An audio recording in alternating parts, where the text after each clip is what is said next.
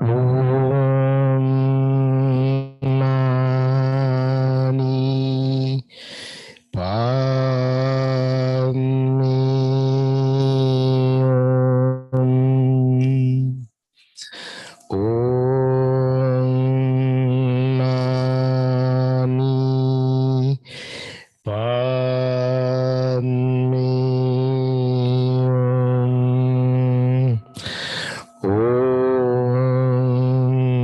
Mani Padme Hum.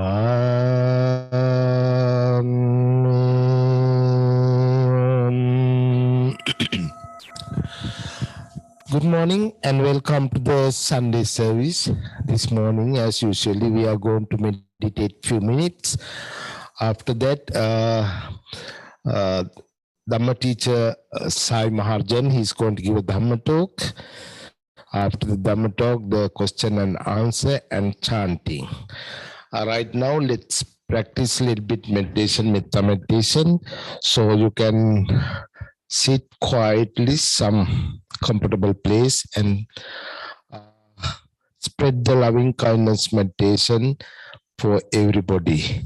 Practice the meditation until they hear the bell sound.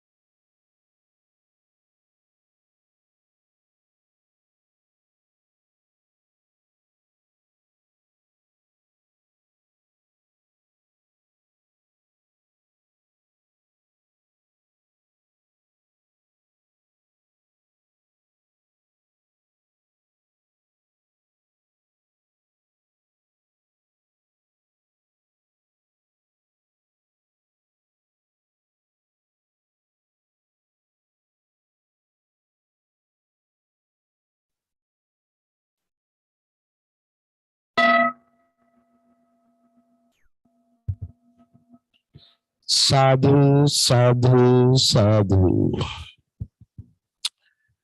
Now, time to start Dhamma talk. Today, our speaker, Sai Maharjan. I believe, Sai, you are there. Before you start your Dhamma talk, I want to say something again. I met Sai last Saturday. I went to his home to participate his daughter's second year's birthday. So we have a good time. I met his mother, very lovely lady. She prepared the food for us, especially the traditional Nepalese food. We really enjoy Sai. Thanks again for inviting for us for the Dana in your home last Saturday. So you can start talk right now, Sai. Thank you so much, Bhante. Good morning, everyone. Bhante, you put me in trouble now. I didn't invite the rest of the group here. Next year you can invite. Yes, next time. I hope everyone is doing fine. It was nice gathering to see all the Bhantes. So it's the beginning of New Year and middle of pandemic.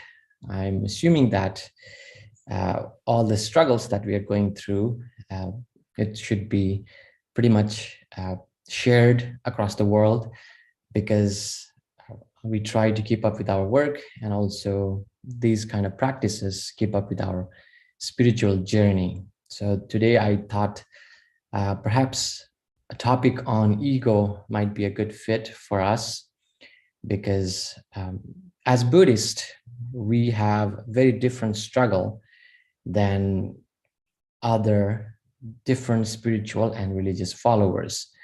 Because, for example, if you take a religion that believes in a creator God, or any other forms of, there is a superior power that you can rely on. And your struggle is to just be good, so the God will take care of you. The God or a God will take care of you in that journey. And only thing you have to worry about is this life, because after this life, some religion, even in Hinduism, they believe that you will be joining with the Brahma in Hinduism. And in Christianity, you will be going to heaven, or the place that has eternal happiness. Unfortunately, for Buddhists, you don't have that. You'll be on this cycle for quite a bit, no matter even you go to heaven or even the greater world, like Brahma world, it's still temporary. You can live there for so many eons or millions of years, but that is still not permanent, because even the lifespan in those realm is limited. So eventually there are stories that people who are born as a god or Brahmas, the greater gods, who lived their life and suddenly they ran out of their merit and they were born as a very low life. So for us, it's a different struggle. And the teaching of the Buddha reminds us why we have such a different struggle. So the very three fundamental teachings of the Buddha is anicca, dukkha, anattma. This is commonly taught across any schools of Buddhism. The first word anicca, in Sanskrit, it's anitya. It's a combination of two words, na nitya. Na is the negation and nitya is permanent. So the very first principle the Buddha talked about, his realization, his discovery, was impermanence. And in the West, I've been here for close to a decade, that's the very much rejected term, because in the United States, people don't like to talk about change. It's just, try to front it, try to cover with something nicer, don't show me change. This is my personal experience when I attended very first funeral as a monk. A lady was 94 years old. I knew her for a while, and I attended her funeral. It was an open, I think I don't know the term, the coffin? Andrew, try to help me. Open casket. Casket, there you go. So open casket. So it was, I passed by And for a moment, I paused and I said, this is not the same lady I knew, because it seems like a very different and younger and prettier than before she was dead. So my point is that she was completely, put some makeup, some cosmetics, and her dress was different. And I was like, wow, this doesn't tell me anything about impermanence or death. She looked so pretty, even she was in her 90s. So, and I talk about impermanence in my meeting with my mentor when we discuss research plans.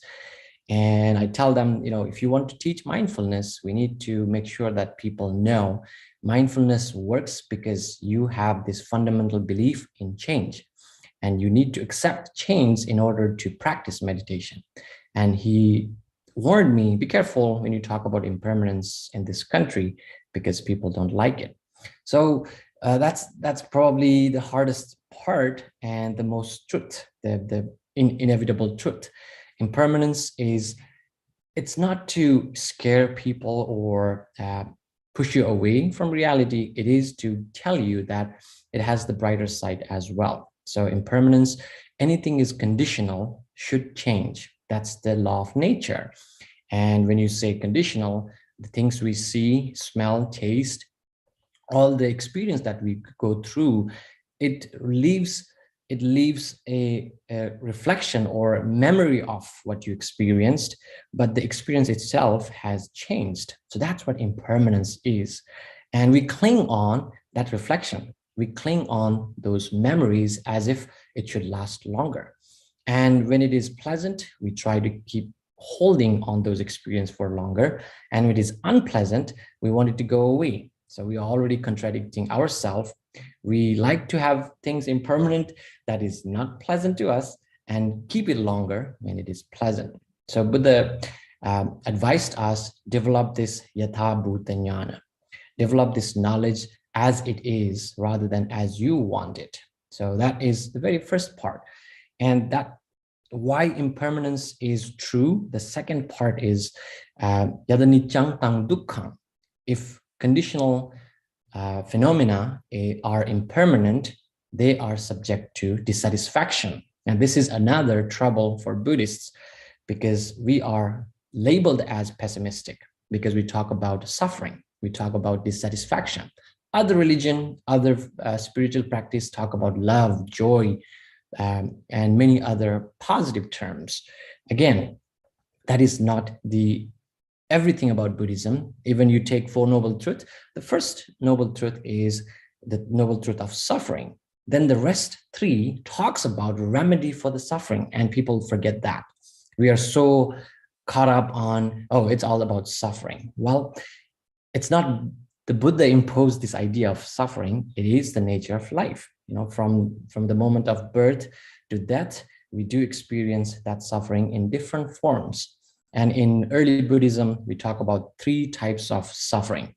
The basic suffering or typical suffering of like pain, when you hurt yourself, when you lose something that you love, that could be one type of dukkha, the basic suffering. And the second one is the suffering, I think I should call dissatisfaction, because suffering sounds, even to me, it's like a little saddening term. So dissatisfaction of change. So viparinama dukkha, because things change. We like to, I'm glad that my mom doesn't understand English much, so she's not happy that her hair is turning white, and she's constantly trying to change the color. And that is type of dissatisfaction, because I think for people who have white hair, as like, Caucasian folks, they like to have it darker hair.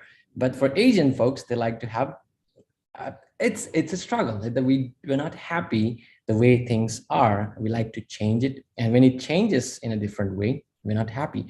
So that struggle, that's dissatisfaction, is because things change from the original form. That is the second dukkha. The third one is most misunderstood one. It's sankhara dukkha. Sankhara dukkha is you're clinging to dispositions.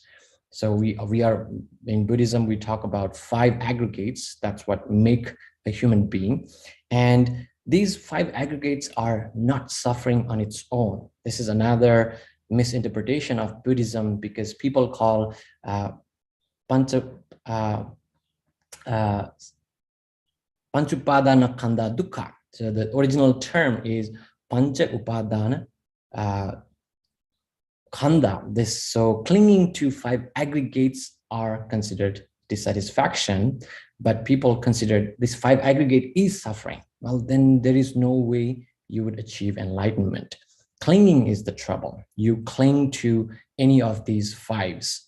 That makes your life dissatisfying. And that these three parts are there because impermanence, things are impermanent because it leads to one or the other types of dissatisfaction. And dissatisfaction can happen disregarding what stage of life you are in. It could be your joyous moment. Now think of, you achieved your greatest goal, you completed your graduate program, or you got married, you had a child.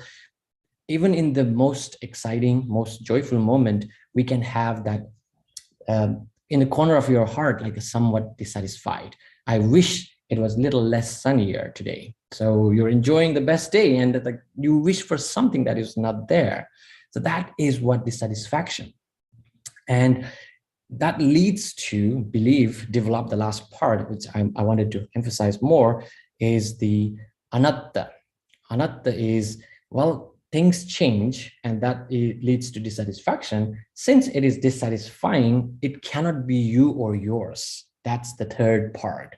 If it is you or yours, then you can wish for better. You may have better dog than your own body, because you can, I know my friend brought a dog and she did something like this, sit, and dog was sitting right there, didn't move around. So you're better able to control other beings or people than your own body. You can tell, don't get sick. Tomorrow I have a big presentation, so don't get COVID. I just want to party. Don't let me go through that. The body doesn't listen. So that's where this, in a very surface level, we can see why it is not you or yours. And this self, the concept of self, develops. And in other spiritual practices or religion, they talk about soul. Buddhist, we cannot have a soul. And maybe that's why sometimes when you go to the automatic door, it doesn't open for you. Have you guys have that trouble? If you're Buddhist, you don't have a soul, so it doesn't recognize you there when you just pass by. So we don't have a soul. We cannot have a soul because the self, the concept of self, in order to have a self, there should be something eternal that should be passing from life to life. And the idea of self comes based on our experience. So Buddha is very empirical teacher. He emphasized that if you believe in an image that is permanent or that is self, it's much better than believing in the idea of self. Why?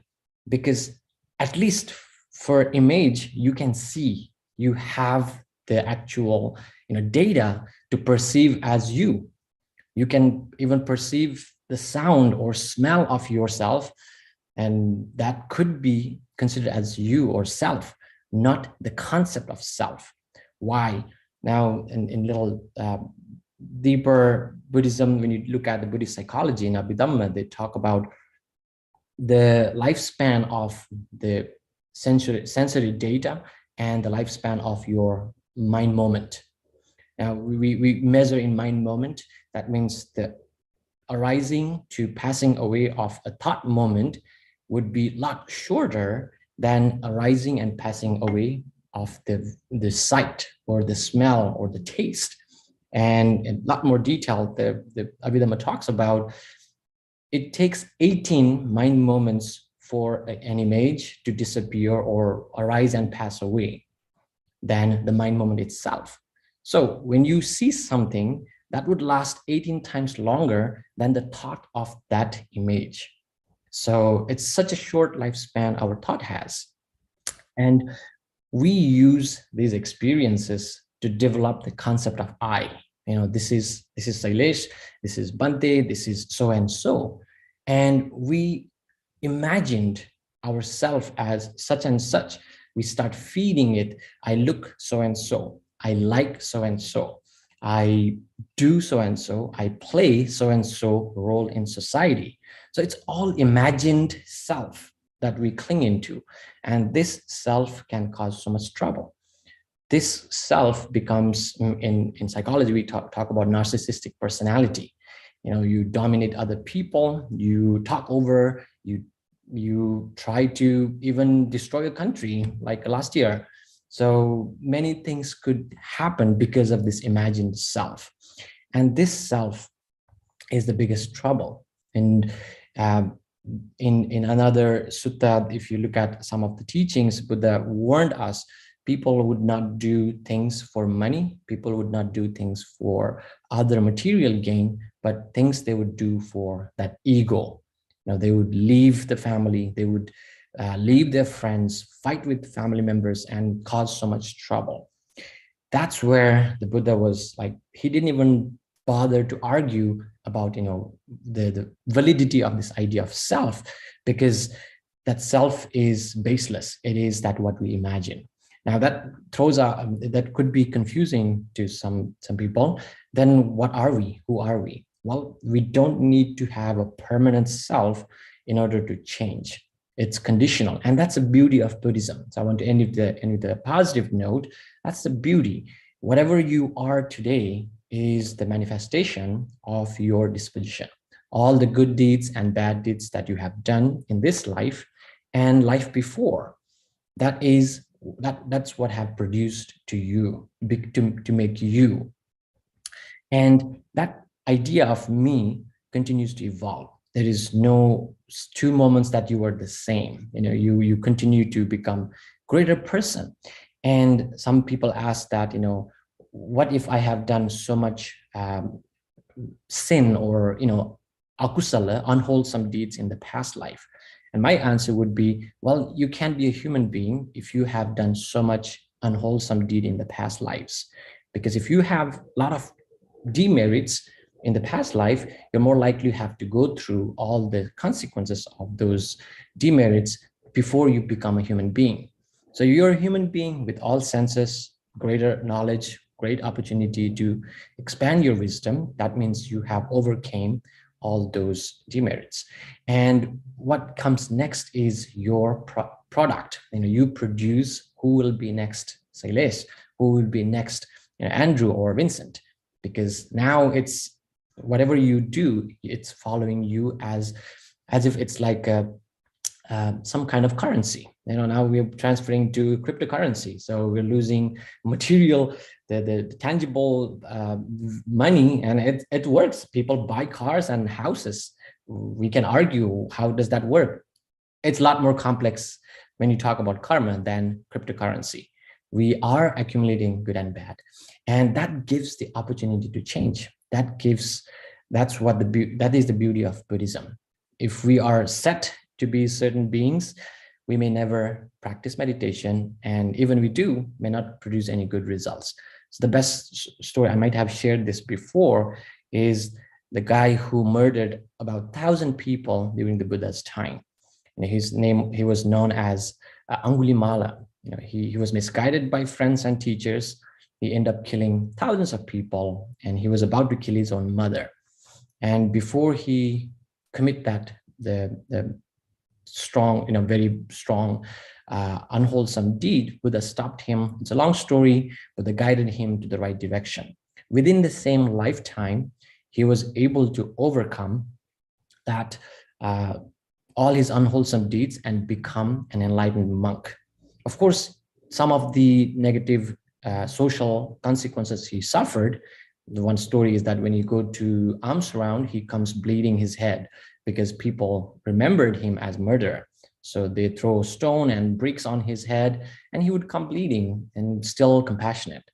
And his story is, you can go and check the credibility of the story. The strong message in that story is, you have that opportunity to be a murderer and then become enlightened. So that takes a lot of effort to overcome this idea of like ego, me, I concept, and all the negative consequences that brings. And maybe this is a good time. It's that very early part of the year. We can make some resolution that, you know, I'm whatever weaknesses that we have, the ego that comes on our way, let me work on one part. Let's not try everything about yourself. Then people like might not recognize you, right? Because you change too much, but at least change some of it and continuing this journey and reflecting on these three basic teachings of the Buddha: impermanence, dissatisfaction, and no self. Thank you, folks.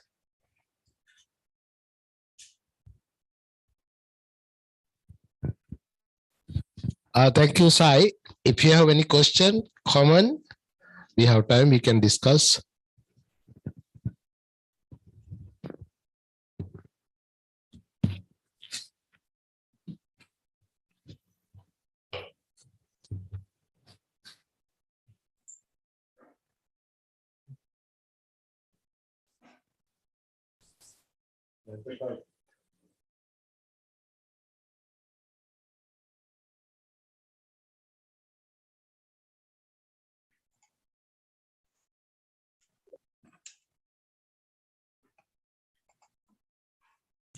Hello, Victor. Yes, go ahead. I just wanted to say it's always a pleasure listening to you, and thank you so much for taking the time to speak to us. Could you please repeat the last three things that you mentioned? The last thing you The talking last three things, it included dissatisfaction, I believe. Oh yeah, that's in Pali, it's anicca, dukkha, anatma. I can type it. Could you? Yeah.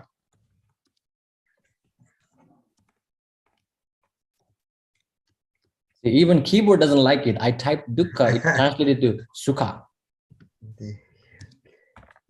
So that's the Pali, and the translation Anicca, dukkha. is cha, anicca. Yeah.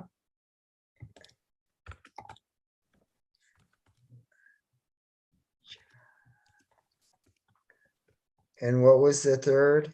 The dukkha, anicca, Anicca, dukkha, and anatta. anatta. Yeah. It's impermanence, dissatisfaction, and no self.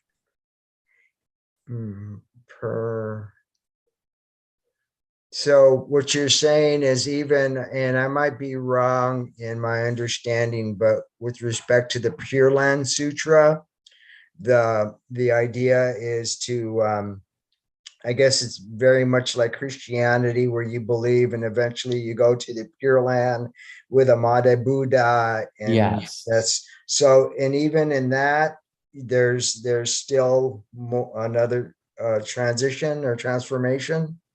Yes, so I talk from the early Buddhist teaching. So in Mahayana, the later development of Buddhist schools, they talk about Sukhavati, or the English term that you mentioned. It's very parallel to Brahma world. They talk about the Buddha who lives there, and you just go there and meet him, and that would be the end of your journey.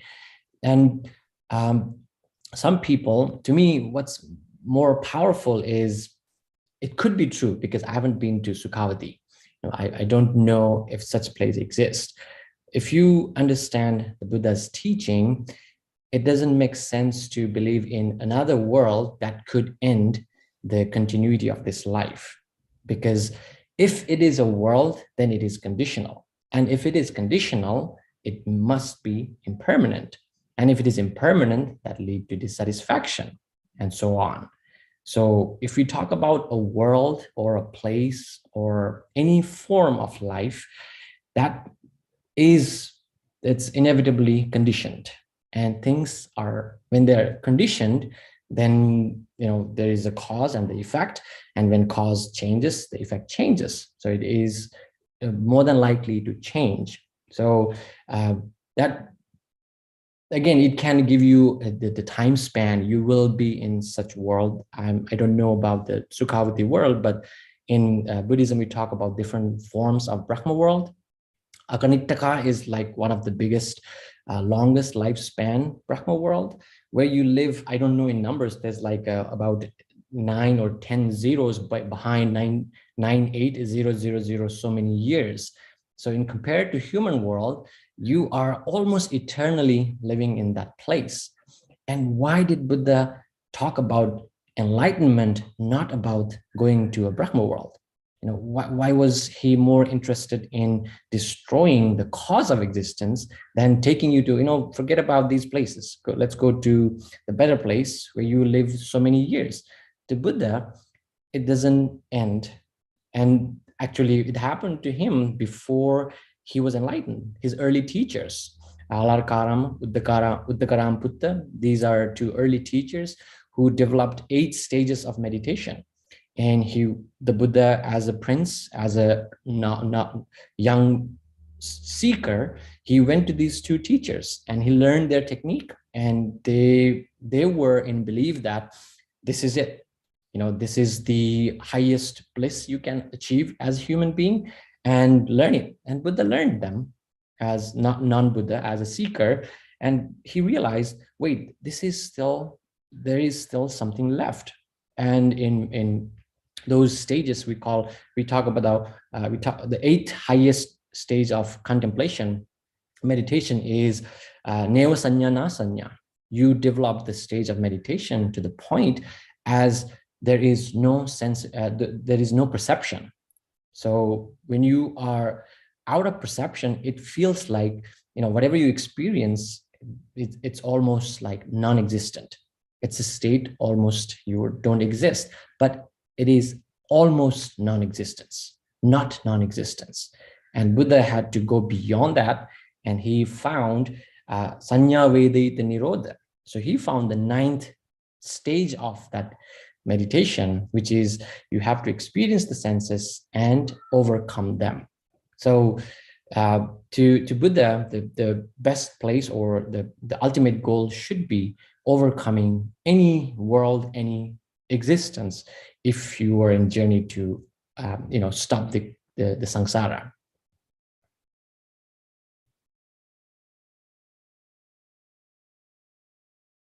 I'm not sure, Vincent, if I answered your question.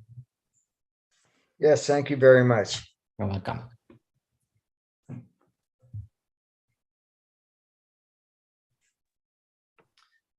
Hey, Sai, I'm curious. Thank you for your talk, by the way. I always find it really illuminating when you come and speak at these sessions. I'm very curious because you used to be a monk and now you're a lay person again. Like, how do you think about the balance of like a healthy individuated ego, because you have to live in the world, versus acknowledging that, like your ego is just a process. And, like I do think there's a balance when you're a lay person of having to have some sort of ego to kind of move through the modern world. But also recognizing the real reality of that situation. Yeah, thank you, Andrew. It was really a great test for myself to be in those 2 lives, because how people perceive monastic life is not exactly the actual monastic life is, because I'm not against any of these Bantes who are there. They know what I'm talking about. We do have somewhat sort of a monastic base ego developed in that world, right? You do go through, and Buddha talks about, some monks are developing their identity based on the color of robe they wear, type of food they eat, and the type of bowl they carry. And it could be almost similar to what you as a lay person go through, and which I see now. So in that monastic world, we are equally challenged with this evil mind. We develop like a fame, and in Sri Lanka and in Thailand, many countries, I talk about it, that people develop this identity in Bantes know that, Mahanayaka, Uttaritara Nayaka, and when people ask what are these, I tell them it's not monks they created these. It's actually the political game that when British was taking over Sri Lanka, developed these titles for monks so they can quarrel among each other. And they were successful, divide and conquer, it worked. So it worked. And there are similar challenges when you are younger, because then you deal with different types of monks, deal with different roommates, go to different schools, and people, people who likes you, people who don't like you. So there were similar struggle. And after leaving monastic life, I was free from that. I don't have those struggle, and I did have ego. I don't want to sound like, I was very humble person. No, because maybe I was able to speak. I was good at talking and learning things. I developed some ego, and but most of the time I was humbled when I see the crowd and when I see people question me, and when they put me in the spot. Those are the moments that I feel like I think.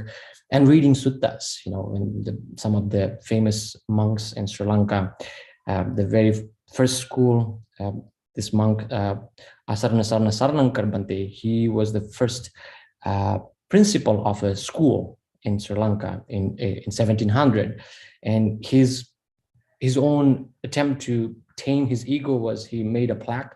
It says, in Sinhala it's called Udangunowa Mahana. That means don't be too proud, monk, like in his own language. And he had his right above his door. So those kind of stories that really didn't successfully change me, but reminded me those are the times that you need to sometime develop that skill. And being a layperson, I'm challenged in different ways, managing my family, dealing with in-laws, going to school. And it was a hard transition, especially I lived, if you were a monk, that if you have ever tried to be a monk for a few days, you were treated way beyond royalty, because you don't need to wash your dishes, you don't need to wash your clothes. Everything is provided. You are drove back and forth. Not here. I know Bante had to drive here. I didn't pick him up. But in Sri Lanka, you don't have to drive anywhere. They pick you up. Imagine the layperson has to go 4 times, pick you up, take him back, and drop you off, go back. So people treat you as royalty. And living that life and now taking care of my everything is humbling. And a lot of things that I talked as a monk made more sense, what this actual struggle could be, the lay life struggle. I saw that firsthand, and the change in mind, the struggle with your own untamed mind, I started seeing more. And the best thing I'm trying myself, even up to date, is keep Dhamma close. And that's what I tell people. I may not be a monk, but I still carry the same knowledge and same mentality. And keep Dhamma close, keep reading, do these kind of services whenever people need, and continue to reform. And Andrew, in this all detail, what I'm trying to maybe summarize is, we are in this journey in samsara. And I believe I have seen the Buddha. I believe I have been in many lives, good and bad, all those lives. And all these actions, small and big actions, we are actually heading in the right direction. We are closing toward the ultimate goal. And maybe not, it may not happen in life or two, but I myself feel like I must have done some wholesome deeds to continue this path. When I compare to rest of the world, I'm not doing many things those people are doing that trouble other people.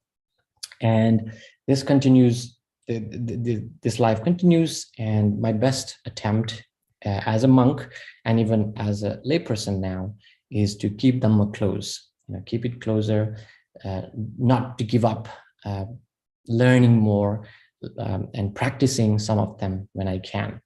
And you never know, I might become monk again. So it's like it will continue in the different forms, but the best part is keep Dhamma close.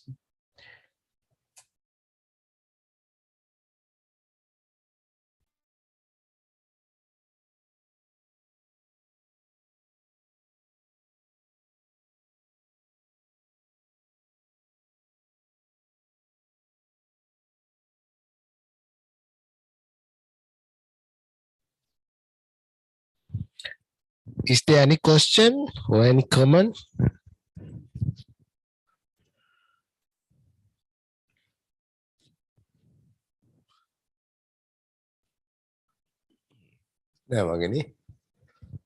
This looks like no any question. All right. Thank you, Sai, again for your great Dhamma talk. Hope to see you soon in future. And next Sunday, Sanat Vihari, Venerable Sanat Vihari, Mexican American monks, he's going to give a Dhamma talk. Same time, please join with us. Thank you, Bante. Thank you, Sai. Thank again. you so much for having me. Thank you, everyone. I'll see you back soon. See you back soon. Bye. Have a wonderful day. Bye-bye. And we're going to chant page 1, page 4, and page 10 right now.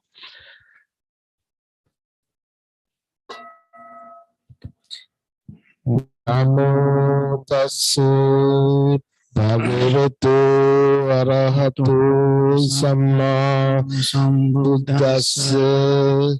Namo tassa bhagavato arahato samma sambuddhassa. Namo tassa bhagavato arahato samma sambuddhassa. Buddham saranam gacchami, Dhammam saranam gacchami, Sangham saranam gacchami. Sentient beings are numberless. I vow to save them all. Deluding persons are inexhaustible. I vow to end them all. Dhamma gates are limitless. I vow to study them all. Buddha's way is supreme. I vow to attain it. May suffering ones be suffering free, and the fear-struck fearless be. May the giving to all give, and the sick find health. May all merit be extended to everyone, that we together with all beings may gain Buddha's way. Om Mani Padme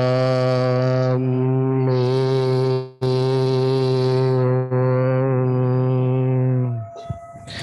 Thank you for everybody again. By the power of the Buddha Dhamma Sangha, you all be well and happy. Thank you. Sadhu, sadhu, sadhu.